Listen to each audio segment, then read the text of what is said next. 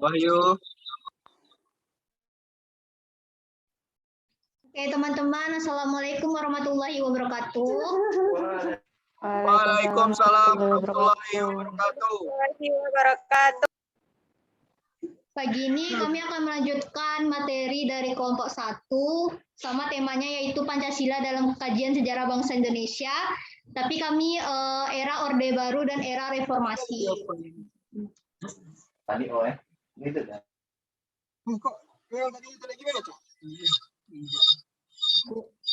Kelompok kami terdiri dari saya sendiri yaitu Riana Rio Azahra, ada Muhammad Raihan Arifin, Rahmat Febriansyah, dan Muhammad Raihan Okioza.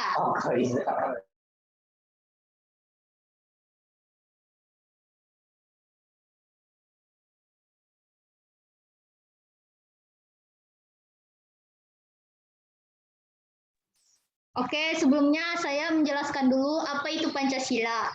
Pancasila adalah 5 nilai dasar luhur yang ada dan berkembang bersama dengan bangsa Indonesia. Dasar negara merupakan alas atau fundamen yang mampu memberikan kekuatan terhadap berdirinya sebuah negara. Negara Indonesia dibangun juga berdasarkan pada suatu landasan yaitu Pancasila. Dalam fungsinya sebagai dasar negara, Pancasila merupakan sumber kaidah hukum yang mengatur Negara Kesatuan Republik Indonesia atau disingkat dengan NKRI. Sedangkan dalam kedudukannya, Pancasila merupakan dasar pijakan penyelenggaraan negara dan seluruh kehidupan NKRI. Selanjutnya akan disampaikan oleh Raihan Arifin.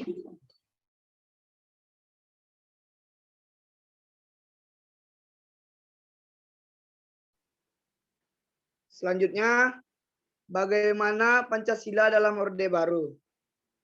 Setelah Insinyur Soekarno lengser sebagai presiden, selanjutnya Jenderal Soeharto yang memegang kendali. Arah pemahaman Pancasila pun mulai diperbaiki. Pada peringatan hari lahir Pancasila, 1 Juni 1967, Presiden Soeharto mengatakan, Pancasila makin banyak mengalami ujian zaman dan makin bulat tekad kita untuk mempertahankan Pancasila. Jadi Pancasila dijadikan sebagai political force pada tahun 1968 dan Presiden Soeharto mengeluarkan instruksi Presiden nomor 12 tahun 1968 yang menjadi panduan dalam mengucapkan Pancasila sebagai dasar negara. Adapun Pancasila yang diucapkan yakni sebagai berikut. 1. Ketuhanan yang Maha Esa. 2. Kemanusiaan yang adil dan beradab. 3. Persatuan Indonesia. 4. Kerakyatan yang dipimpin oleh kebijaksanaan dalam permusyawaratan perwakilan.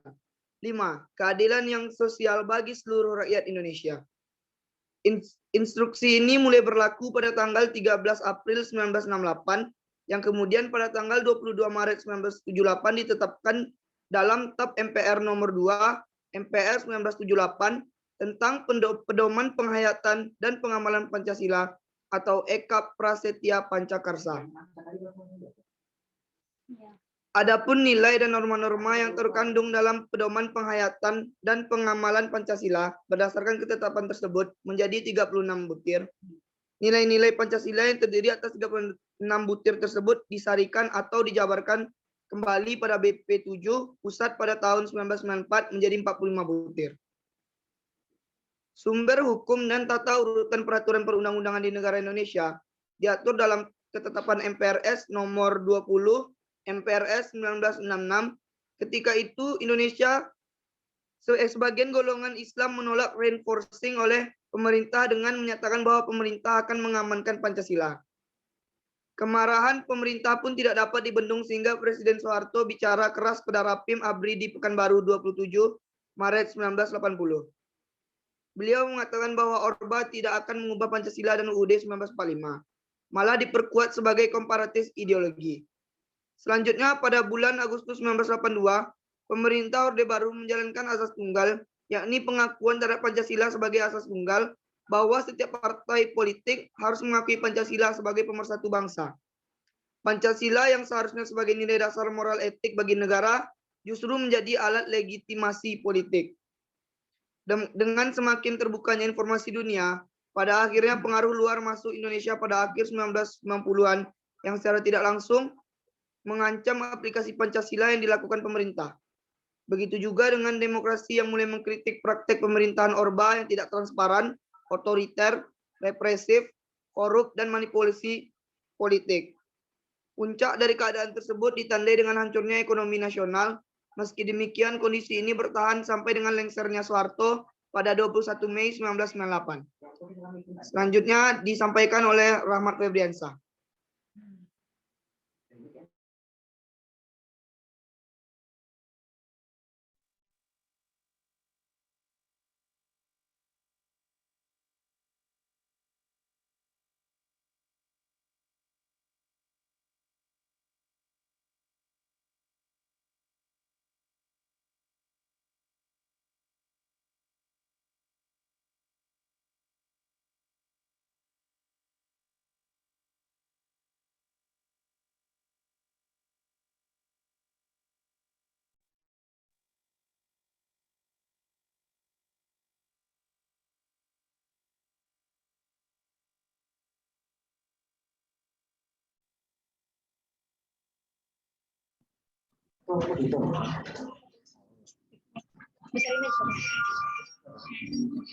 Ya, terima kasih kepada Rehan. Saya akan lanjutkan dari Rehan, yaitu bagaimana Pancasila dalam era reformasi. Reformasi bergulir di Indonesia dengan motori oleh mahasiswa dan tokoh-tokoh bangsa yang merasa bahwa krisis yang melanda negara ini yang diawali dari krisis ekonomi telah membawa kita pada krisis politik. Krisis kepemimpinan yang pada akhirnya pergantian kepemimpinan secara nasional. Salah satu tujuan reformasi di bidang politik adalah mengembalikan Undang-Undang Dasar 1945 dan Pancasila sebagai falsafah dasar kehidupan bangsa, yang pada pemerintahan sebelumnya terjadi penyimpangan oleh oknum-oknum penyelenggara pemerintah. Arti Pancasila sebagai paradigma reformasi adalah Indonesia ingin mengadakan suatu perubahan, yaitu mengembalikan tatanan kenegaraan ke arah sumber nilai yang merupakan platform kehidupan bersama bangsa Indonesia, yang sebelumnya diselewengkan demi kekuasaan sekelompok orang. Pelaksanaan hukum pada masa reformasi harus benar-benar dapat mewujudkan negara demokrasi dengan suatu supremasi hukum. Artinya, pelaksanaan hukum harus mampu mewujudkan jaminan atas terwujudnya keadilan yang sangat erat hubungan dengan Pancasila. Kesepakatan Pancasila terjadi dasar negara secara normatif, tercantum dalam TAP MPR nomor 18/MPR/1998. Pasal 1 menyebutkan bahwa Pancasila sebagaimana dimasukkan dalam pembukaan Undang-Undang Dasar 1945 adalah dasar dari Negara Kesatuan Republik Indonesia. Harus dilaksanakan secara konsisten dalam kehidupan bernegara.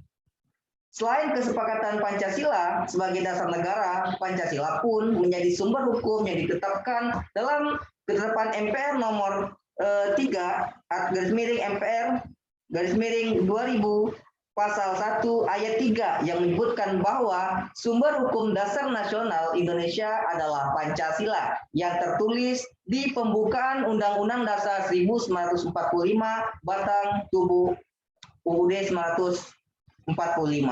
Untuk kesimpulannya akan dilanjutkan oleh Rehan Okioza. Terima kasih. Dari Rahmat, Assalamualaikum warahmatullahi wabarakatuh.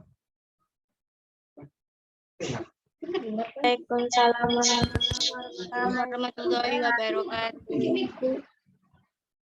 Saya Muhammad Rehan Okioza akan melanjutkan dari Rahmat. Besarin sedikit suaranya. Kesimpulan, Pancasila merupakan kepribadian bangsa Indonesia yang mana setiap warga negara Indonesia harus menjunjung tinggi dan mengamalkan sila-sila dari Pancasila dengan setulus hati dan penuh rasa tanggung jawab. Baik, selanjutnya saya kembalikan ke moderator.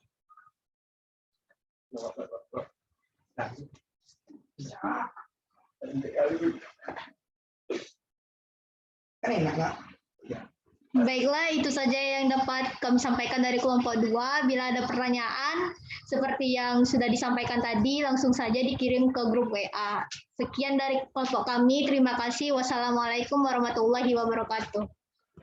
Waalaikumsalam warahmatullahi wabarakatuh.